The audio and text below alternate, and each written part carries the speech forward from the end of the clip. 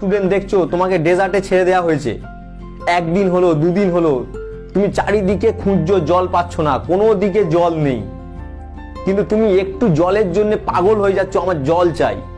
বিয়ার গ্রিলসকে যারা চেনে, যারা ডিসকভারি দেখে, তারা জানে যে বিয়ার গ্রিলস যখন ডেজার্টে যেত সে বলতো যে ডেজার্টে হারিয়ে গেলে সব থেকে বড় ট্রাভেল দেবে সে জল যদি না পায়।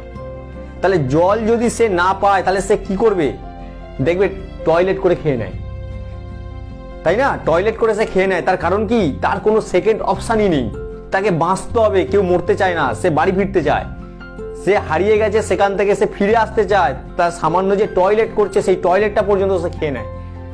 কিন্তু আমি বলতে পারি গ্যারেন্টি, এই মুহূর্তে যারা আমার ভিডিও দেখছে তারা কি এখন গিয়ে টয়লেট খাবে? খাবে না। কোশ্চেন হচ্ছে কেন খাবে? আমি কি পাগল নাকি? আমি কি পাগল যে আমি এক্ষুনি টয়লেট করে খাবো? আমি খাবো কি? আমি এই ভিডিও করতে করতে আমি কি টয়লেট খাবো? খাবো না।